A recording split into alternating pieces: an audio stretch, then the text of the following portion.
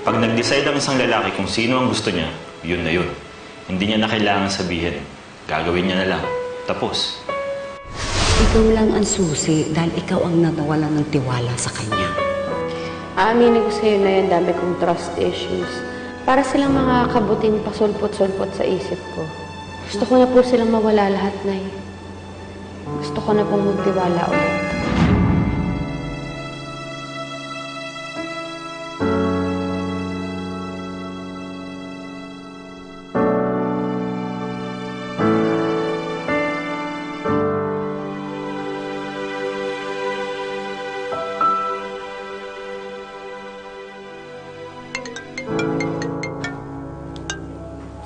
Hello?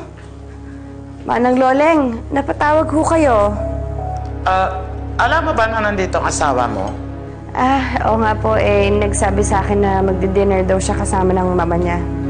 Alam mo rin ba na nandito si Georgia? Anong ginagawa dyan? Anak, bakit nandun si Georgia sa bahay nila, Rome? Nagkikita ba sila sa likod mo? Hindi na ho, Nay. May nag-imbita lang kay Georgia at tinaon na nandun si Rome. At walang iba, kundi ang mama niya ang gumawa nun. Walang nga talaga yung matandang impacta na yan, oh. Nagkampihan pa ang matandang impacta at higad, ha? Actually, Nay, hindi na ako nagtataka.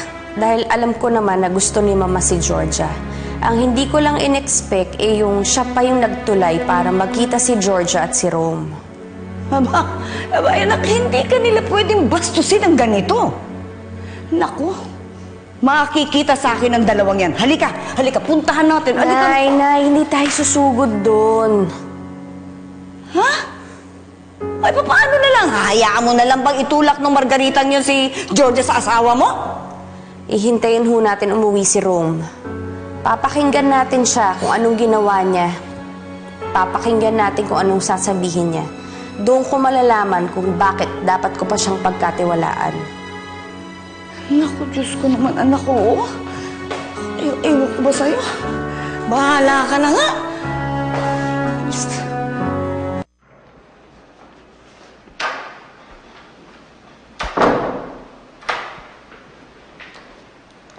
Rome, kamusta ang dinner mo?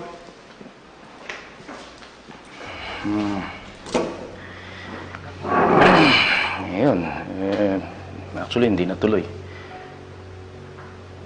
Kaya tinawagan ko lang si Chandler, nagkita na lang kami. Ganun ba? Bakit hindi natuloy yung dinner mo?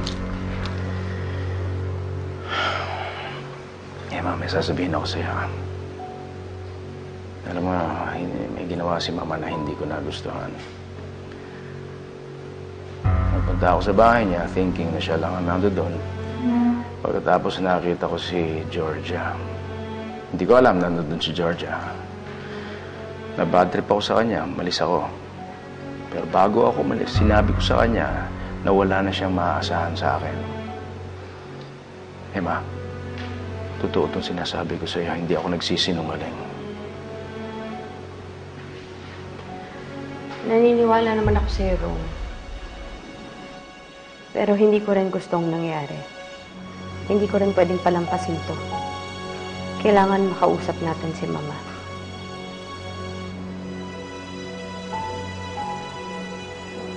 Rome! You can't stop me from being friends with Georgia. No one gets to choose the people I want to be with. Not you, my son, lalo na yung asawa. Ma, alam niyo mali ang ginagawa ninyo eh. At hindi ako komportable. Why can't you just do this for me? Labas ang past ni Georgia sa aming friendship. I like her. I enjoy her company. We get along very well. Ma, ba't ang hirap niyo pakiusapan? Rome, hayaan na lang natin si Mama. Kung sino yung gusto niya maging kaibigan, wag na natin siyang pilitin. Ang request ko lang ho sana, Mama, wag naman ho sanang kayo pa ang nagiging bridge ni Georgia at ni Rome. Gagawin ko ang gusto ko. Sige ho, kung yan ang desisyon niyo. Rerespetuhin ko ho kayo. Pero hindi niyo na rin po pwedeng makita si Austin. Hindi mo pwedeng ilayo sa akin, Apo. Pinoprotektahan ko lang po ang anak ko.